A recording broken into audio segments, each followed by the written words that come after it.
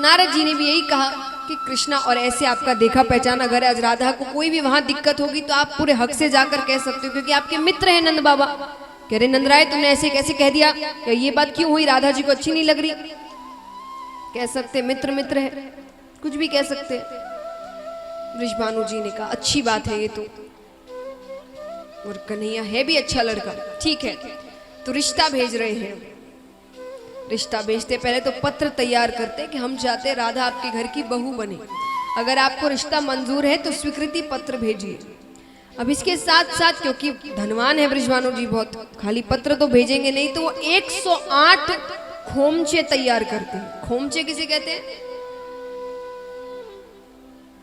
थाल, शादियों में जिसपे आप गिफ्ट सजा कर भेजते हैं ना, बड़े बड़े थाल, उसे कहते हैं खोमचे।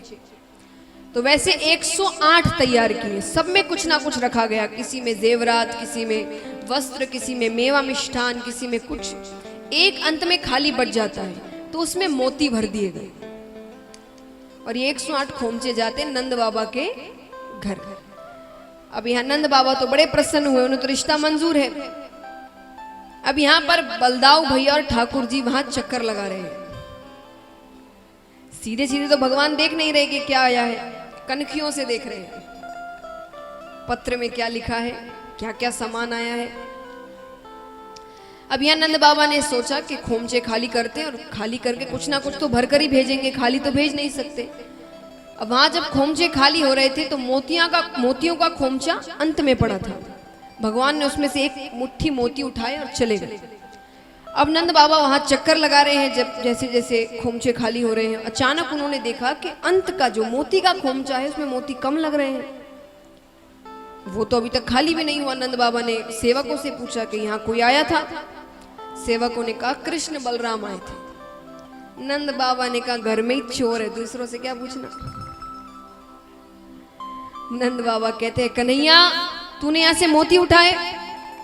भगवान कहते हाँ उठाए। आज तो मान गया, हर बार मना कर देता है मैंने नहीं किया। नंद बाबा कहते क्यों उठाए? बोले मैंने मोतियों की खेती कर दी है। अरे अभी तक तो पेड़ भी लग गए हो। नंद बाबा ने कहा जरा दिखाना तेरे पेड़। बच्चे ऐसे कहते ना मैंने ये कर दिया वो कर दिया।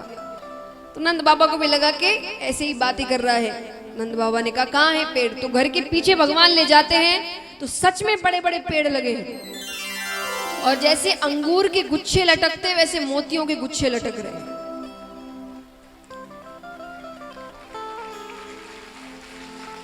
अब ठाकुर जी कहते एक नहीं 108 खोमचे मोतियों से भरकर भेजो।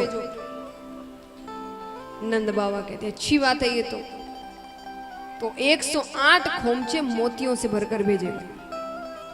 अब यहाँ राधा जी को पता चलता है कि रिश्ता मंजूर हो गया, तो एक बार के लिए तो चेहरे पर मुस्कुराहट आती, बड़ी प्रसन्न हो जाती है। अब आकर देख रही है कि ससुराल से क्या क्या सामान आया है, चाव रहता है। अब क्योंकि खोमचों पर कपड़े रखे हैं, दिख नहीं रहा क्या आया है अभी तक। पहला कपड़ा हटाती है, मोती, दूसरा मोती, तीसरा मोती, चौथा मोती। अरे बाप रे, अब तो और जोर जोर से रोने लगे। ये मुझे दिखाने को ही भेजे गए हैं कि हमारे घर भी मोतियों की कमी नहीं है। अब ये बात तो राधा जी को अब समझ आया कि इतनी दिल पर लग गई उनके बात, एक वाक्य इतना दिल पर लग गया उनके कि उन्होंने इतना बड़ा कार्य कर दिया। अब उन्हें लग रहा है कि शायद बड़ी गलती हुई है। अब वो बहुत रो रही है, भोजन नहीं कर रही, किसी से बात नहीं कर रही, एकदम उदास है।